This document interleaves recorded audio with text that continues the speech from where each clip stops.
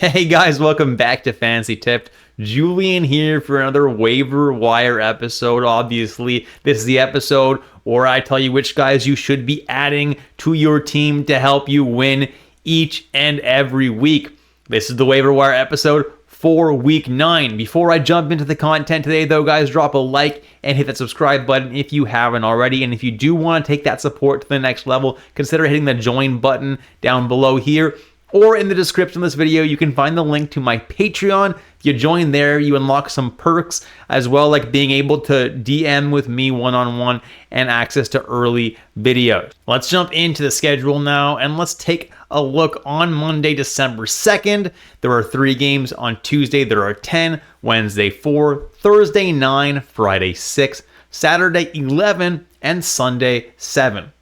So as usual, the off days are Monday, Wednesday, Friday, and Sunday. However, there is no day that's like incredibly busy. Like there's no day with like 13 or 14 games. The maximum amount of teams playing on any day is on Saturday, and that's only 22 teams. So you still might have room in your lineup. So go ahead and check your lineup, see which days you actually have room, because maybe you have room on all the days, in which case you can add whoever you want to help you win this week. But what teams do have a good schedule? Well, the teams with the best schedule are the Dallas Stars and the Toronto Maple Leafs. The Dallas Stars play on 4 off nights, all 4 of them, Monday, Wednesday, Friday, and Sunday, which is 4 games as well, which is great. And the Leafs also play 4 games, with 3 of them being on off nights, Monday, Wednesday, and Friday. That's pretty good as well. And then there are 5 other teams that play 4 games this week. Those teams are Colorado, Columbus, the New York Islanders, Seattle, and Winnipeg, which is great too, since this week none of the super busy nights are that busy. Now, which teams have a bad schedule? Well, the Anaheim Ducks, the Los Angeles Kings, and the Tampa Bay Lightning all only play 2 games, so those are the teams with the worst schedule. However, each of those teams play at least one of those 2 games on an off night, so it's not the worst thing in the world, especially the Ducks, who play both their games on off nights, Wednesday and Friday. But still, only having 2 games is not the best. Jumping into some players that you can consider adding this week, and Dylan Guenther tops my list. I've had him on this list, I think, every single week since the start of the year. Guys, I love Dylan Guenther this year, and I think he's been absolutely fantastic. And lately, he's been really on a point streak, and he's getting great deployment on the top power play and second line. And I just think he's going to keep producing all year long. Definitely should be added in more than 64% of leagues. Now, someone who I don't believe necessarily should be owned in more than 60% of leagues is Mason Marchment. But for the purposes of this week, where Dallas has an amazing off-night schedule where they play all 4 games on off nights, which means you can guaranteed fit Dallas Stars players in your lineup, Mason Marchment may not be the worst streamer. He's the kind of player who's super boom or bust. He'll go a few games in a row doing absolutely nothing, and then he'll go a game scoring like 3 to 5 points. That's the kind of player that he is. And if you manage to hit one of those games, wow, you're in for a treat. Valeri Nichushkin is playing on the second line in Colorado, but is not on the top power play. Even so, he's starting to produce a little bit. And I don't know why Colorado does this dance every single year. Nichushkin is one of the most talented players they have. When he plays on the top power play, he's absolutely deadly, and they know this. But for some reason, every single year, they're always hesitant to put him there to start the season. It always requires an Artturi Lehkonen injury or something like that for him to actually be put up onto the top power play. Once he's there and once they see him producing, they always leave him there. They don't demote him back, but I don't know why it always takes them so long to put him there, because we know he is productive over there. A little bit bizarre to me, but add him now, because if he does get elevated to the top power play, you will not regret it.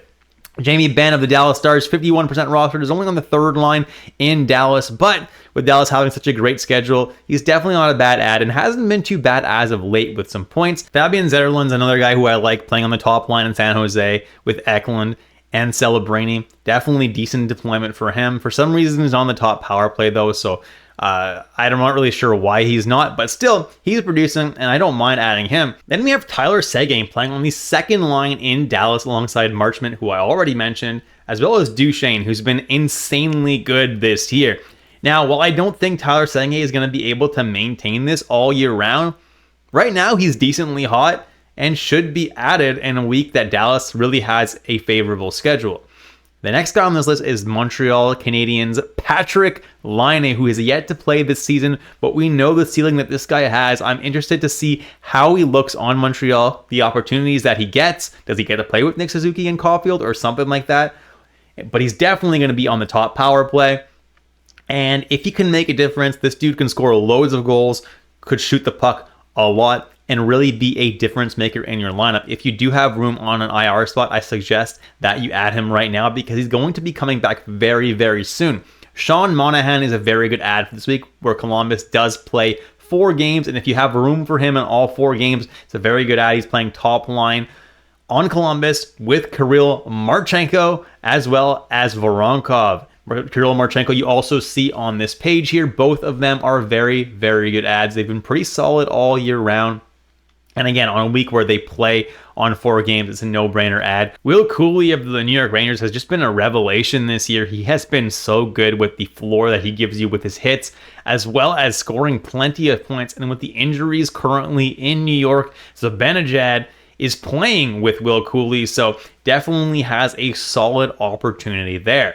The next guy who I've included quite a few times on this list is Josh Norris. Yes, I get he's a natural center, so he may not be able to fit in your lineup all that often, but he is getting second line time with Batherson and Giroux, as well as top power play time. The deployment pretty much is as good as it gets in Ottawa, and this guy definitely can put up some points for you if you have room for him in your lineup. Kyle Palmieri is a good ad this week, playing on the second line in New York and has been really, really hot all year long. Nelson starting to catch fire, his line mate, so definitely something to keep an eye on. And on a week where the Islanders have 4 games, it's pretty much a no-brainer. William Eklund is top line and top power play in San Jose and is probably the guy to add over there. He's definitely got great deployment and is a very, very skillful player. He's definitely someone who can make an impact in your lineup. Bobby McMann of the Toronto Maple Leafs is playing on the second line with John Tavares, and as long as he keeps that deployment, he's a very, very solid add on a week where the Leafs have a pretty solid schedule. Kent Johnson is another guy who you could be adding.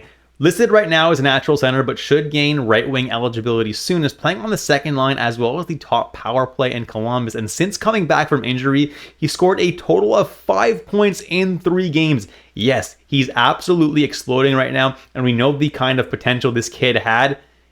That's a really solid ad right now, in my opinion. Next, we have Dmitry Voronkov of the Columbus Blue Jackets, and like Kent Johnson and the other Blue Jackets I had on this list, they play 4 games this week, so that's really great. And Voronkov's also playing top line and top power play and has been really, really good. I can't believe he's only 3% rostered. He is a must-add in a lot of leagues right now. Another player to look at is right winger Adam Gaudette on Ottawa, playing on the top line with Brady Tkachuk as his right winger. In his last 4 games, the dude has 4 goals. Now, while he's not getting a whole lot of ice time, if you're in a super deep league, adding Adam Gaudette may not be the worst ad in the world, especially with the kind of deployment and production that we are seeing from him. Marcus Johansson is playing on the second line right now in Minnesota. There's a few injuries over there, so he's getting some elevated ice time. As of late, he's been putting up some points, so definitely don't mind that. He's got 5 points in his last 6 games. And finally, Evgeny Dadonov, only owned in 1% of leagues, is actually playing on the top line in Dallas with Hintz and Robertson. Now, while those guys haven't been at their best this year, it's still a great deployment, and he's also getting that top power play deployment right now. So definitely for the off nights that Dallas has, it's not a terrible deployment. Jumping into defensemen, Darnell Nurse is always solid with the floor that he provides with blocks, hits, and shots. Jake Wallman is a solid player as well, getting top power play time in San Jose with decent peripherals. Lane Hudson is kind of a must-add right now with Matheson out. I'm not sure right now how long Matheson's going to be missing, but as long as he is, Lane Hudson is the top power play guy in Montreal, and he provides a lot of offense. Dmitry Orlov, someone who I put here, but I'm not really high on. He is on a point streak now. I think it's 4 or 5 games where he's recorded an assist. That's not something that's going to be sustainable at all, and as soon as he stops putting up points, his peripherals are really bad, so he's not going to be useful to you. So yeah, I listed him here, but I don't think he's a long-term hold at all. Olen Zellweger is a solid option right now in Anaheim. He's really starting to pick up the pace and put up points fairly frequently and is the top power play option over there. Just keep in mind that the Ducks only do play 2 games this week, which is not ideal. Luke Schenn of the Nashville Predators is a solid ad right now. He always provides you a very safe floor with the hits that he puts up every single night. If you're looking for points, look elsewhere. But if you are looking for a safe floor with hits, Luke Schenn's a solid option, especially for those of you who own Jeremy Lauzon. He's injured now week to week, so if you need a replacement, Luke Schenn is definitely not a bad one. Ryan Pulock has been solid as well with the floor, putting up some points as well, and is only owned in 7% of leagues, has 4 games this week. Definitely not a terrible ad. Esa Lindell has 4 games this week for the Dallas Stars. Now, he's not my favorite defenseman by any mean, but if you need to fit someone in your lineup for 4 games and a lot of the forwards are already taken, Lindell gives you a decently safe floor and could potentially put up a point or 2 over 4 games. Alex Vlasic is the top power play guy in Chicago while Seth Jones is gone. It hasn't been too bad with shots and is putting up points every so often as well. And finally, Emile Andre is back on the top power play in Philadelphia and hasn't looked too bad. A couple of games ago, he scored a goal. I don't absolutely hate that at 0% rostered. Jumping into goalies, Ilya Samsonov is starting every second game for Vegas from what it looks like, and Vegas is a decently good team. I don't mind that ad. Sam Montembeault is the starter in Montreal and has been very solid as of late. Charlie Lindgren is half of the tandem in Washington. Logan Thompson is now over 70% owned, so I couldn't include him on this list, but if he is available, he's also an option for you. They start 50% of the games each. David Rittich is the guy in Los Angeles now.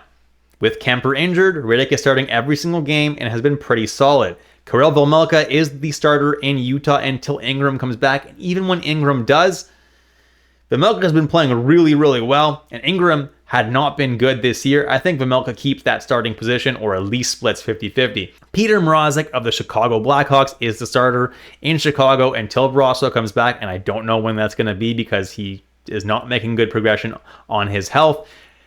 Urson and Kolosov are the goalies in Philadelphia. Obviously, Urson is injured, so there's obviously Fedotov there as well, but Kolosov has been better and is only 1% rostered. So if he's getting a start, you definitely can consider streaming him. But once Urson is healthy, he'll be pretty much the full-time starter there. Blackwood and Vanacek splitting the starts in San Jose now that Askarov was sent back down to the minors and Vanacek is healthy. Blackwood, I would guess, would get a few more starts than Vanacek, but overall, they've been splitting pretty evenly this year.